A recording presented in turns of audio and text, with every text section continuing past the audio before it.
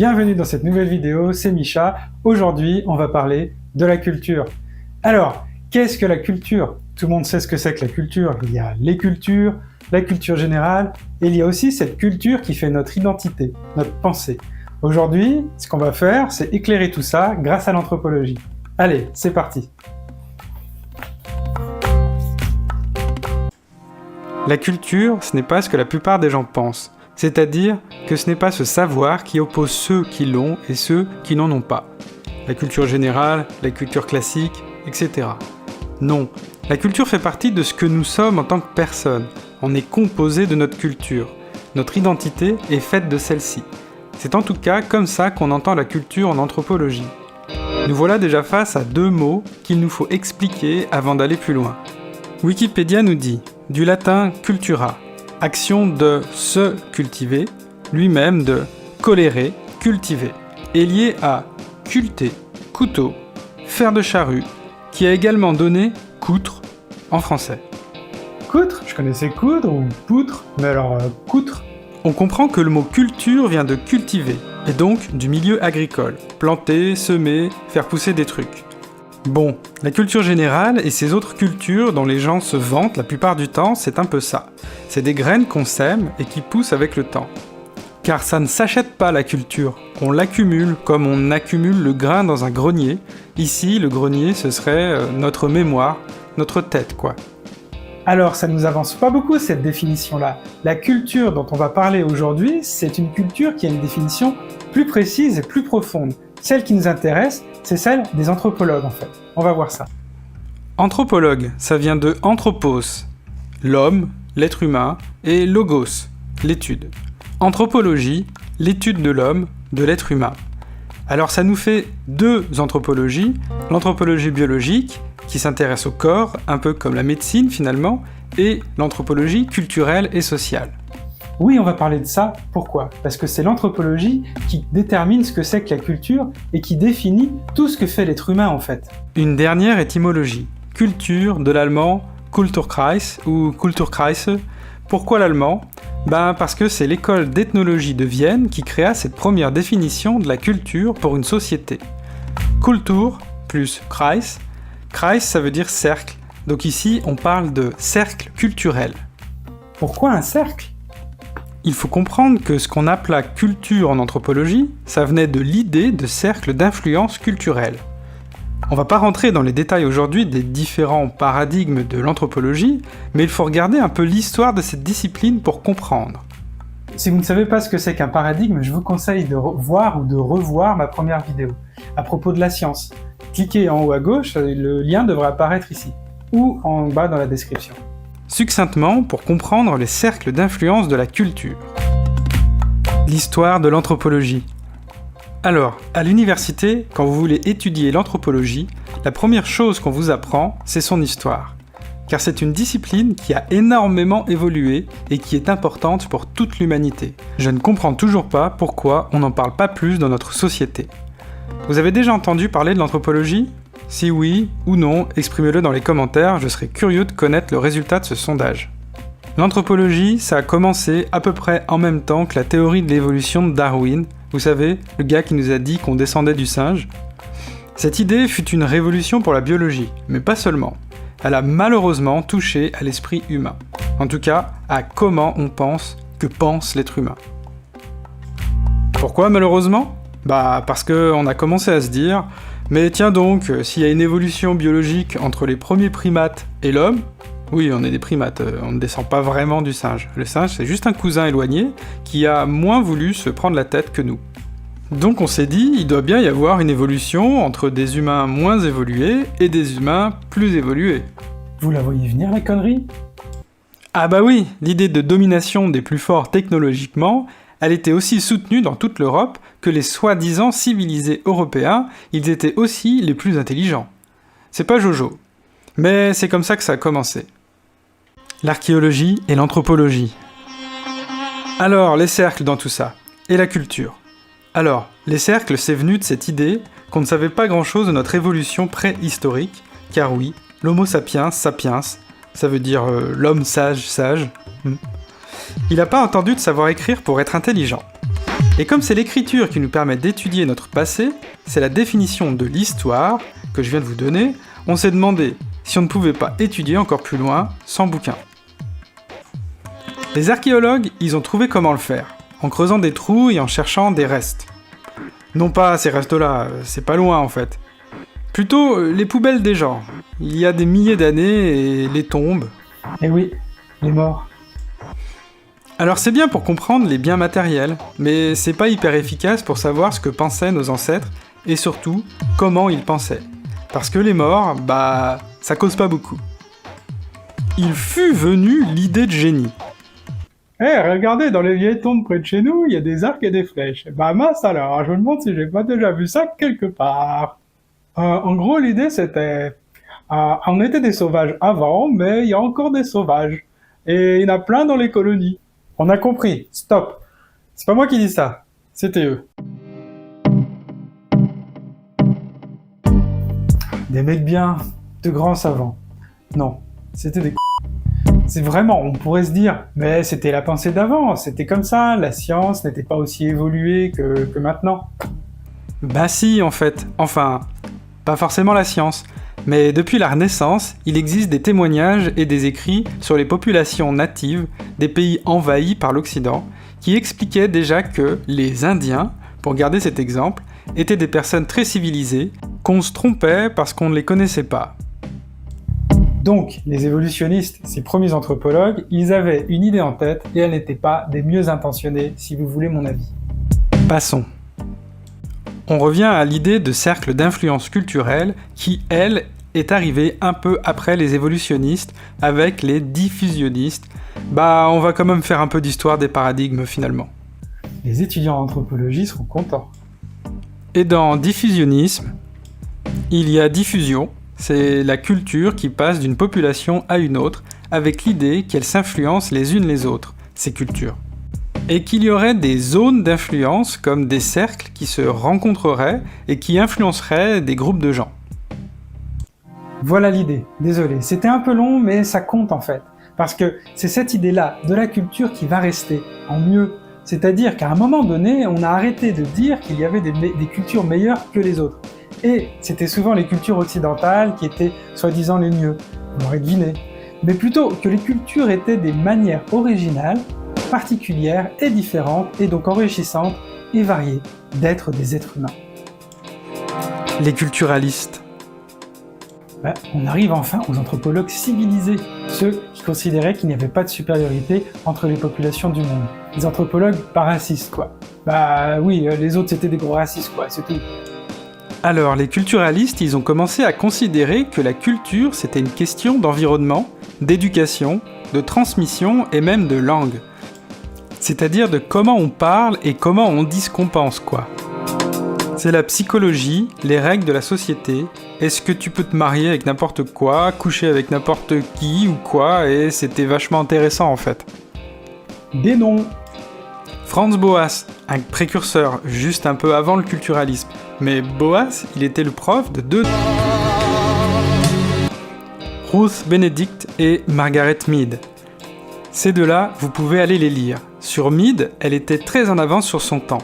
Bref, Ruth, elle disait que la culture, c'était une histoire de psychologie, d'inconscient, etc.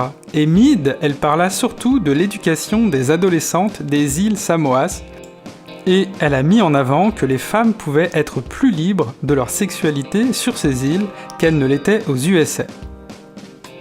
Tout un mouvement féministe, quoi. Si vous voulez en savoir plus, allez voir ce que ERA veut dire. E-R-A en anglais. Equal Right Amendment. Ça ne concernait pas que les femmes, cette histoire. Et c'est toujours d'actualité. Car aux USA...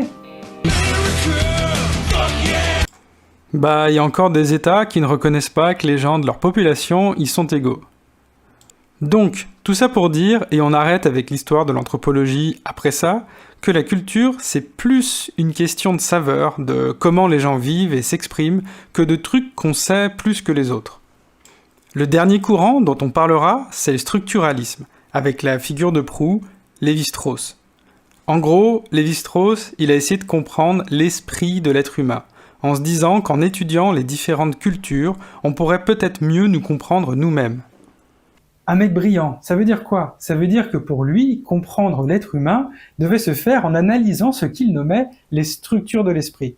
L'esprit, ici, vous l'aurez deviné, c'est la pensée. Le structuralisme. Alors, comment observer ce qui est impossible à observer, c'est-à-dire la pensée?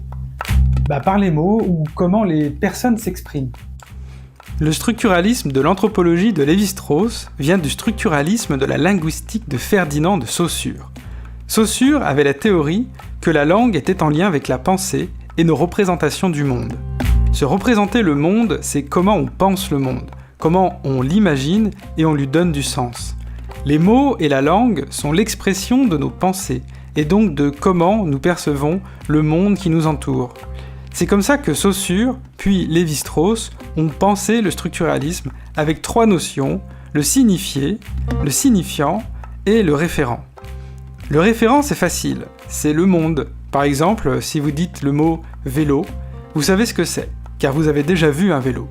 Le vélo, tous les vélos que vous avez déjà vus sont des référents pour votre pensée et vous permettent d'avoir une idée de ce que quelqu'un vous dit quand il vous parle de vélo. Le vélo, c'est le signifié. Le mot qu'on donne à l'objet, qui devient un signifiant pour celui qui entend le mot prononcé. Si vous avez compris ça, vous avez compris un des paradigmes scientifiques en linguistique les plus compliqués qui existent. Avec ça, il a fait quoi Lévi-Strauss? Il a prolongé l'idée de Saussure d'une manière à théoriser l'esprit de l'être humain en analysant la langue et tous les arts produits par l'homme, comme des expressions de leurs pensées, comme des éléments qui permettraient de comprendre des cultures différentes. Culture versus nature. Et oui, la culture, c'est l'activité artificielle, l'activité de l'homme, ça s'oppose au naturel. C'est la culture versus nature. Maintenant, vous avez une bonne base historique et théorique pour comprendre le mot culture dans sa vision savante. Voici un dernier élément qui permet d'appliquer la théorie. En effet, la culture, c'est un truc humain, vous l'aurez compris. On ne trouve pas vraiment de culture chez l'animal. Mais attends, ça veut dire que l'être humain n'est pas un animal ? Oui, on aurait pu s'arrêter là, car oui, c'est un truc qu'on oublie et qu'on sous-entend souvent, que l'homme se distingue de l'animal. D'autres vous diront que non, que l'homme est un animal. Mais je pense que nous serons d'accord pour dire que, si l'homme est un animal, il se différencie des animaux sur plusieurs plans. La meilleure façon de le différencier, c'est par le mot « culture ». Et oui, alors tout le truc, c'est d'essayer de comprendre qu'est-ce qui est naturel chez l'être humain. Vous allez me dire, c'est pas compliqué, on a un corps, tout ce que fait mon corps, c'est naturel. Bah non. Ce que fait le corps tout seul, oui, ce sont des processus naturels, par exemple la digestion ou même la respiration. Mais en fait, même la respiration, on peut la contrôler. Donc, la respiration est naturelle seulement quand on respire sans y penser. Par contre, faire caca... Oula, non. Ben quoi? Non, on va pas aller là-dedans. Dans quoi? Tu sais bien, on va pas aller dans le... Enfin, tu sais bien, c'est une vidéo YouTube, t'as pas un autre exemple? Ok, ça va. Je voulais juste expliquer que même pour ça, on a fait plein de trucs compliqués. Comme les toilettes. On regarde les Japonais. On va demander à Lévi-Strauss, il a un autre exemple. L'homme est un être biologique en même temps qu'un individu social. Parmi les réponses qu'il fournit aux excitations extérieures ou intérieures, certaines relèvent intégralement de sa nature, d'autres de sa condition. Ainsi n'aura-t-on aucune peine à trouver l'origine respective du réflexe pupillaire et de la position prise par la main du cavalier au simple contact des rênes. Mais la distinction n'est pas toujours aussi aisée. Cette difficulté est, elle-même, double. D'une part, on peut essayer de définir, pour chaque attitude, une cause d'ordre biologique ou social. Où finit la nature? Où commence la culture? On va simplifier le débat. Rien de ce que fait l'homme n'est naturel. Absolument rien. On est différent des autres espèces. On l'a vu, nous avons une part animale en nous, le biologique. Mais ce qui nous différencie des animaux prend une place beaucoup plus grande par rapport aux similitudes que nous avons avec le règne animal. La pensée, qui est faite de mots, et donc la conscience elle-même, est quelque chose d'humain. Vous voulez un exemple d'auteur qui croyait dur comme fer que nous avions un devoir de nous différencier des animaux et que c'est la conscience que nous avons de notre propre vie qui fait de nous des êtres humains? Dune, de Frank Herbert. Je vous explique. Et je ferai peut-être une vidéo sur Dune pour vous expliquer pourquoi Villeneuve n'a rien compris à Herbert, selon moi. La mère de Paul a élevé Paul comme un être humain et c'est la litanie de la peur, cette petite phrase que Paul et Jessica, sa mère, répètent tout le temps qui les aide à rester humains face à la peur. Je ne dois pas avoir peur. La peur est le tueur d'esprit. La peur est la petite mort qui amène l'oblitération totale. Je ferai face à la peur. Je lui permettrai de passer sur moi et à travers moi. Et quand elle aura fini de passer, je retournerai mon regard intérieur pour voir son chemin. Là où la peur est passée, il n'y aura plus rien.